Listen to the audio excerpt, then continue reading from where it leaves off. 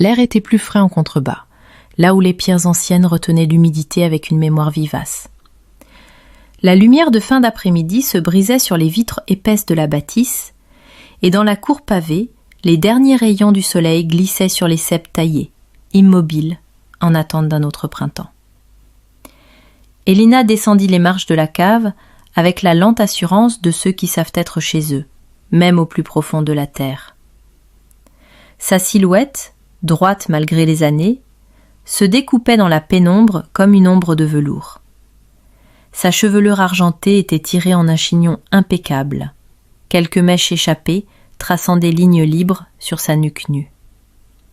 Elle portait un chemisier crème à manches retroussées, ouvert juste ce qu'il fallait pour laisser deviner la naissance d'un collier discret, et un pantalon sombre, ajusté, qui soulignait sa prestance sans chercher à séduire. Elle n'avait pas prévu qu'il viendrait aujourd'hui. Mais il était là. Julien, 37 ans, négociant en vin, envoyé par une maison partenaire, ou peut-être par le destin. Elle ne croyait pas vraiment à ces choses-là, mais depuis qu'il avait franchi la porte avec son sourire calme et ses yeux clairs, quelque chose en elle avait légèrement basculé. Il avait cette retenue rare, ce respect presque instinctif qu'on devine chez ceux qui écoutent plus qu'ils ne parlent. Et pourtant, elle sentait son regard la suivre, s'attarder sur elle, juste un peu trop longtemps. Un regard sans impolitesse, mais chargé, curieux, inavoué. « Vous avez des mains faites pour toucher des bouteilles ?» lui avait-elle dit la veille, à demi-mot, alors qu'il effleurait l'étiquette d'un Saint-Émilion d'un millésime ancien. Il n'avait pas répondu, mais ses yeux avaient dit autre chose. Ce jour-là, elle l'avait conviée dans la cave. La vraie, celle qu'elle n'ouvrait qu'aux rares visiteurs qui savaient vraiment goûter. La pierre y était plus ancienne, l'air plus dense. Le vin y vieillissait dans un silence plein de secrets. Julien la suivait à quelques pas, et elle sentait sa présence derrière elle, presque comme un souffle sur sa peau. Elle n'avait pas revêtu autre chose que ses vêtements de travail, mais il y avait dans sa démarche, dans la lenteur de ses gestes, une sensualité qu'elle n'essayait plus de dissimuler. À son âge, on ne jouait plus. On était. « Je vais vous montrer un lot particulier », murmura-t-elle en s'arrêtant devant une arche basse. Elle se pencha pour ouvrir une trappe, et elle sut, sans se retourner, qu'il avait baissé les yeux vers elle. Pas par faute, par attirance. Et ce frisson qu'elle sentit alors dans le bas de son dos n'avait rien d'un hasard. Lorsqu'elle se redressa, délicat, trop personnel. Il s'approcha, son bras frôla le sien. Un simple geste, mais son corps entier sembla se tendre comme un arc. « Et vous me le montrez ?»« Je ne montre pas, je propose. » Le silence s'installa. Leur respiration seule emplissait la pièce. Elle sentait la chaleur de lui tout près, une chaleur différente de celle des cuves, plus vibrante, plus dangereuse. « Je pourrais mal l'interpréter, souffla-t-il. » Elle tourna lentement la tête vers lui. Son regard était calme, mais il y brillait un éclat nouveau, un défi, une invitation. « C'est le propre du vin ?» murmura-t-elle. « Il éveille ce qu'on cache. » Leur visage était à quelques centimètres à peine. Il ne fit aucun geste, elle non plus. Mais leur présence s'était déjà touchée, invisiblement, inévitablement. Elle déboucha la bouteille avec une lenteur presque cérémonielle. Le bruit du bouchon dans l'air épais de la cave sembla amplifier le silence. Puis elle versa un peu de vin dans 2 verres fins posés sur un tonneau. Elle lui tendit le sien, leurs doigts s'effleurant à peine. Mais ce contact fut plus fort qu'une étreinte. « Dites-moi ce que vous sentez, » murmura-t-elle. Julien leva le verre, ferma les yeux, inhala longuement. Il restait là, immobile comme absorbé. Puis, d'une voix plus basse qu'à l'accoutumée, « C'est chaud, dense. Il y a quelque chose de sauvage, mais maîtrisé. » Elle sourit. « Comme moi, alors ?» Il rouvrit les yeux, plongea son regard dans le sien. Elle vit dans ses pupilles un tremblement, une hésitation, une envie. Elle le déstabilisait, elle le savait, et elle s'en nourrissait, pas pour le dominer, non, mais pour explorer enfin cette zone grise entre les corps, là où le désir se murmure avant d'oser se dire. Le vin coula lentement sur leurs langues, et entre eux, un feu doux commença à naître. Pas encore le feu du baiser, pas encore le feu du geste, mais celui plus insidieux, plus dangereux de l'envie lente, celle qui s'installe sans bruit et dont on ne se défait jamais. La nuit était tombée sans que ni l'un ni l'autre n'ait eu conscience de l'heure. Dans la cave, le temps semblait se diluer au rythme lent des respirations partagées, des silences qui s'épaississaient. Élina et Julien n'avaient pas quitté leur place près du vieux tonneau, leurs verres encore tièdes de leurs paumes, les regards désormais incapables de se détacher. Une chandelle, fine et hésitante, jetait sur la pierre un halo fragile. Sa lueur vacillante dessinait sur les vitres leurs deux corps avec une lenteur voluptueuse. « Tu sais, il y a des notes que l'on ne perçoit qu'à une certaine température, » murmura-t-elle. Il la regardait, captivé. Son timbre avait la douceur du cuir patiné, l'écho feutré d'un feu de cheminée. Et elle, Élina, avait dans le port de tête, dans la façon de mouvoir ses mains, cette élégance indocile qui désarmait. Il approcha son verre du sien. Ils trinquèrent, et cette vibration ténue du cristal eut l'effet d'un souffle sur la peau nue. « Tu parles du vin ou de toi ?» demanda-t-il enfin, la voix un peu plus rauque qu'il ne l'aurait voulu. Elle sourit sans répondre. Ce sourire-là, discret et un peu fuyant, valait davantage qu'un aveu. Elle recula d'un pas, se retourna lentement vers une étagère, sa silhouette découpée par la lumière tremblante. Ses hanches, pleines, son dos droit, sa nuque offerte. Il n'y avait rien d'artificiel en elle, rien d'exhibé, juste une vérité silencieuse, la puissance d'une femme qui n'avait plus rien à prouver, mais qui avait tout à offrir. Julien sentit son cœur battre plus vite et une chaleur sourde s'installer sous sa peau. Il n'avait jamais ressenti cela auparavant. Cette attirance lente, presque grave, qui ne s'imposait pas par l'évidence d'un corps jeune, mais par la profondeur d'une présence. Quand elle se retourna, une bouteille à la main, son regard était différent. Il y avait dans ses yeux une lueur douce, mais contenue, comme si quelque chose en elle se débattait encore entre le désir de contrôle et l'appel du trouble. « Il est tard, » murmura-t-elle, « tu devrais peut-être monter te reposer. » Il ne bougea pas. « Et toi ?» Elle le fixa, longuement, puis elle posa la bouteille sur le bois, lentement, ses doigts glissant le long du goulot avec un soin inutile. « Moi, je reste toujours un peu plus longtemps. C'est là, dans la fraîcheur, que les saveurs les plus discrètes se révèlent. » Julien se leva, il s'approcha. À présent, il n'y avait plus qu'un souffle entre leurs corps. Il pouvait sentir son parfum, sec et chaud, comme une page ancienne, comme du bois ciré. Ses cheveux en désordre, à la lisière du chignon, dégageaient une odeur de musc discret. Il leva une main, hésita, puis reposa ses doigts sur l'étagère, à quelques centimètres de la sienne. Pas encore un contact, juste une tension.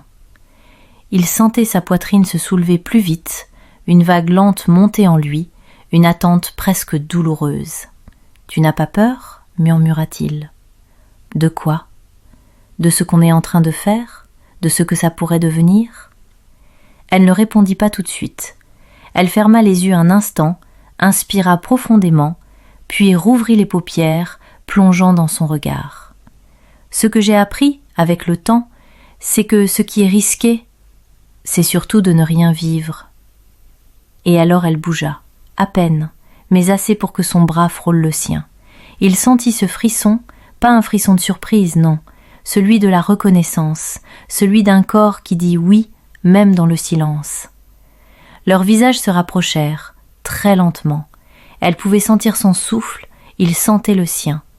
Leurs lèvres ne se touchaient pas encore, mais elles vibraient déjà de l'écho de ce qui allait venir. Elle tendit la main, caressa le revers de sa chemise, là où le tissu s'ouvrait sur la peau. Un simple effleurement. Mais Julien ferma les yeux sous ce contact. Comme s'il n'y avait plus que ça. Plus que cette main, ces doigts, cette femme. Et puis elle recula, très doucement. « Il faut que tu remontes, » dit-elle, la voix tremblante. « Je veux que tu comprennes que si tu restes, je ne serai plus ta sommelière. Et toi, tu ne seras plus seulement un invité. » Il resta là, une seconde de plus, puis recula d'un pas, comme un homme qui comprend le poids d'un choix. Il se dirigea vers les escaliers. Avant de les monter, il se retourna une dernière fois. Elle était là, immobile, les bras croisés, le regard incandescent. Il ne dit rien, elle non plus. Et dans ce silence suspendu, il sut qu'il venait de franchir un seuil invisible. Rien n'avait eu lieu et pourtant tout avait changé. La pluie tombait fine sur les tuiles de la bâtisse, traçant des lignes mouvantes sur les vitres du salon. Le lendemain, l'air était plus dense, saturé de cette odeur particulière qu'ont les terres humides après la sécheresse. Elina, debout devant la grande baie vitrée, contemplait le jardin noyé dans la brume. Une tasse de café entre les mains, elle restait figée, son reflet se superposant à l'extérieur, comme une femme suspendue entre deux mondes, le réel et ce qui ne l'était plus. Julien n'était pas réapparu depuis la veille, pas un mot, pas un bruit. Il avait dormi dans l'une des chambres d'amis et cela, en soi, n'était pas une surprise. Mais ce silence, cet espace laissé entre eux après ce qui avait presque lieu dans la cave, était chargé de tout ce qui n'avait pas été dit. Elle sentait encore son souffle près de sa peau, la chaleur de son corps, la tension dans ses épaules lorsqu'elle avait effleuré sa chemise. Et elle, femme de mesure, de contrôle, de lenteur choisie, elle vacillait. Dans l'après-midi, elle descendit à nouveau dans la cave, seule. C'était là, dans cette fraîcheur pierreuse, qu'elle trouvait toujours refuge, là que ses pensées prenaient forme. Et, sans surprise, ses gestes la menèrent vers l'allée où elle l'avait laissé la veille, le tonneau. Les deux verres vides, encore là, intacts, comme une scène figée après une dernière réplique. Elle y resta un long moment, les doigts posés sur le verre, les yeux perdus dans les étagères. Puis elle entendit des pas, lents, mesurés. Elle ne se retourna pas. Elle n'en avait pas besoin. Le silence particulier que Julien transportait avec lui, ce silence plein de vie contenue, s'était glissé dans l'espace avec une familiarité étrange. Il s'approcha. Elle sentit son souffle avant même de l'entendre parler. « Tu savais que je viendrais, » murmura-t-il. Elle hocha simplement la tête. Il se plaça à ses côtés, à la même distance que la veille, cette proximité qui suffisait à rendre le moindre mouvement chargé de tension. Il observait son profil, la ligne de sa mâchoire, le galbe de sa nuque. Elle était là, posée dans l'ombre, presque sculpturale. Mais en elle, il devinait le trouble. Et ce trouble le bouleversait plus. « Moi non plus, répondit-elle, d'une voix sourde. » Il s'approcha davantage. Cette fois, leurs bras se frôlèrent. Une chaleur vive jaillit de ce simple contact. Elle eut un léger frisson, imperceptible, mais il le sentit. Et cela fit céder quelque chose en lui. « J'ai passé la nuit à me demander ce que je cherchais ici, » murmura-t-il. « Et ce matin, j'ai compris. Ce n'est pas le vin, ni la cave, c'est toi. » Elle ferma les yeux, comme si ce qu'elle entendait la brûlait de l'intérieur. Lorsqu'elle les rouvrit, ses iris étaient sombres, brillant d'une émotion contenue. « Je suis beaucoup de choses, Julien, mais pas simple, pas facile à aimer. » Il glissa la main contre sa joue, très lentement. Elle ne recula pas. Son pouce caressa la peau fine, douce, de son visage. Elle était là, tout entière, offerte dans sa gravité. « Je ne cherche pas ce qui est facile, Elina. Je cherche ce qui me bouleverse. » Elle inspira lentement, comme pour ralentir l'instant. Mais c'était déjà trop tard. La tension s'était transfigurée.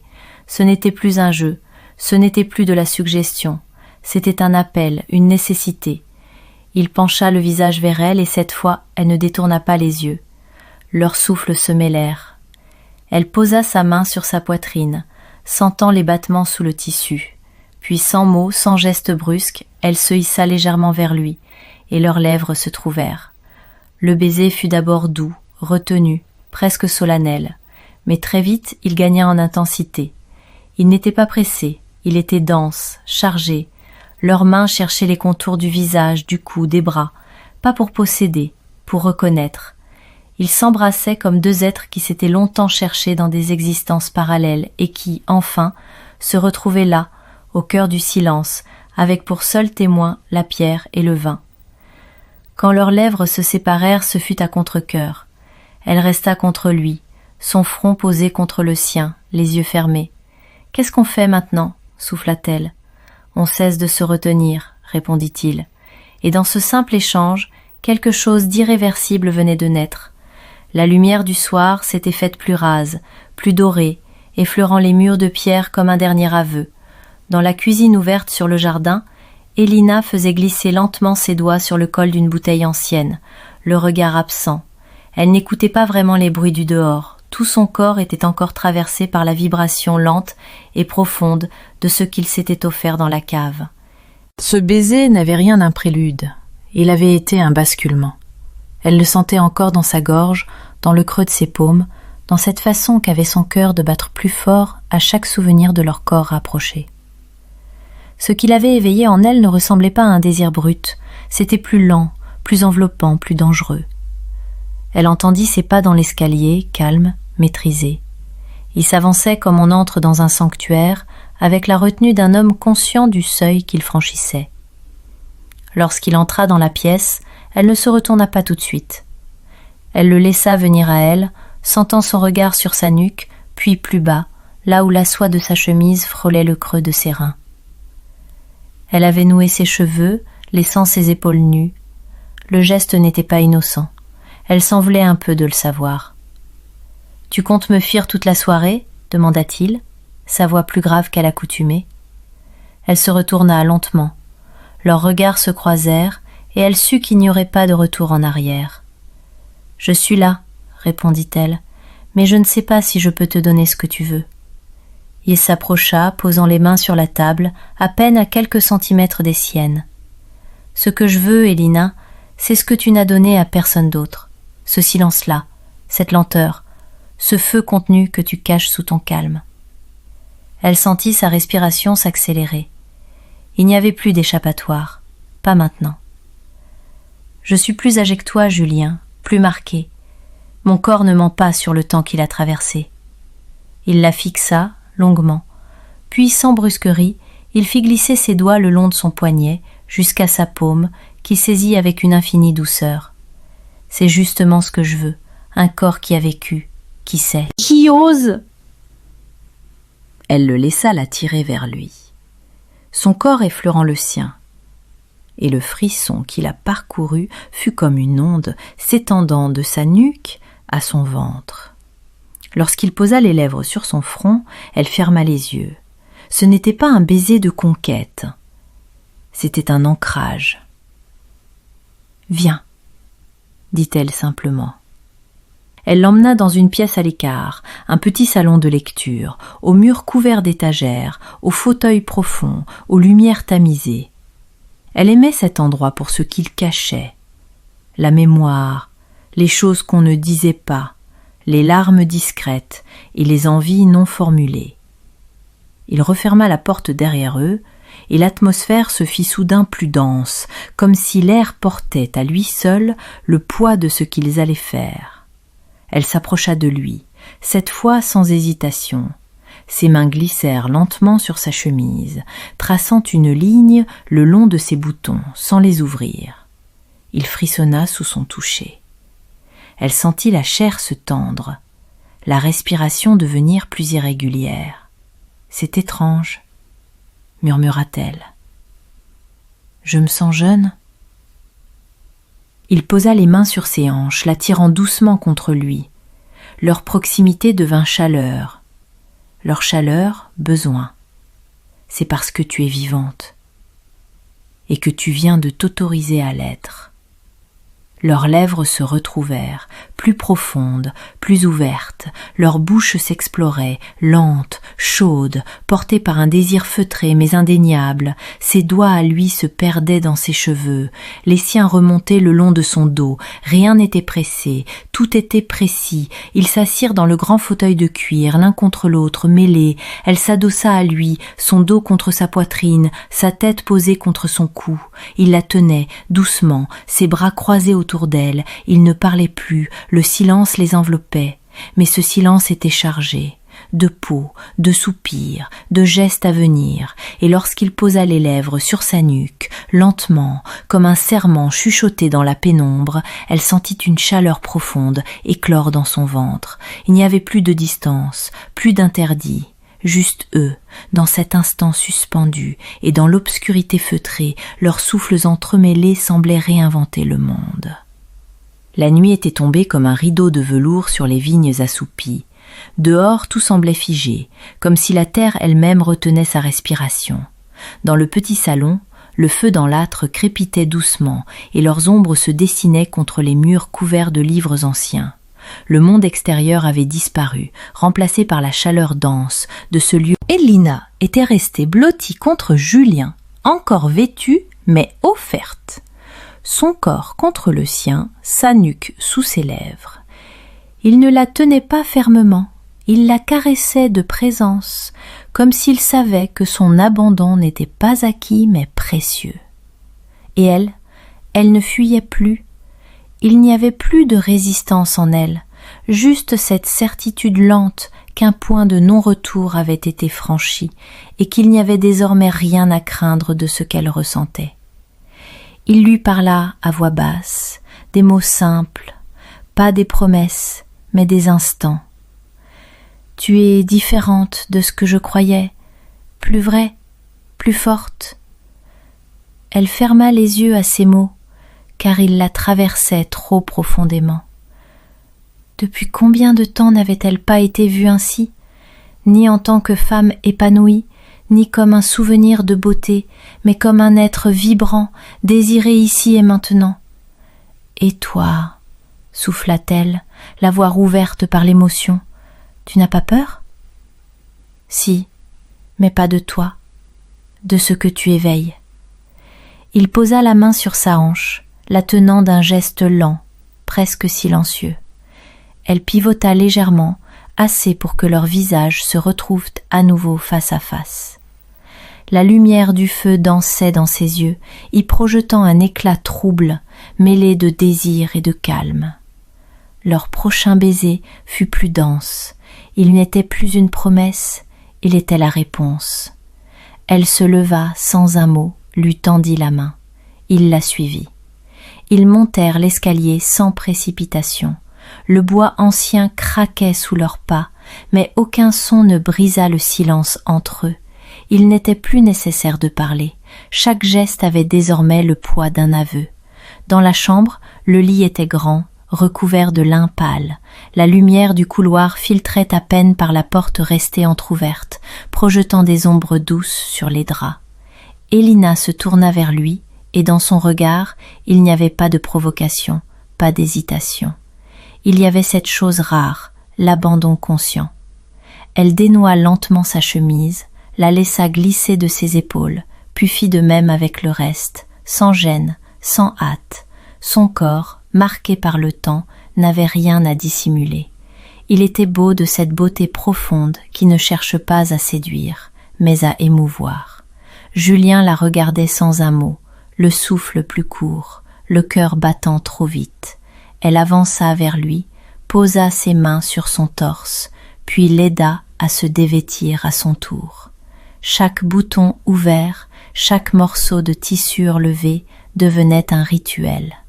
Une façon de dire « je te vois, je te choisis ». Ils s'allongèrent ensemble, la peau contre la peau. Le silence peuplé de souffles, de frissons. Leur corps s'explorait avec lenteur, comme s'ils redessinaient le monde à l'aveugle, par le contact, la chaleur, la vibration partagée. Leurs gestes n'étaient pas impatients, ils étaient vrais. Le frisson d'un baiser posé sur l'épaule, la paume d'une main glissant lentement sur un ventre, un soupir étouffé contre la gorge, des tremblements à peine contenus lorsque les doigts se rencontraient dans l'obscurité. Et lorsque leurs corps se fondirent enfin, cela se fit comme une évidence, pas comme une conquête, mais comme une réponse, une nécessité douce, une onde lente qui les traversa jusqu'à l'âme. Ils firent l'amour comme on s'écrit une lettre qu'on n'avait jamais osé envoyer. Puis ils restèrent là, mêlés, leurs respirations accordées, leurs peaux encore brûlantes. Il lui caressait la nuque du bout des doigts. Elle traçait des cercles lents sur son bras. Il n'y avait rien d'autre à dire.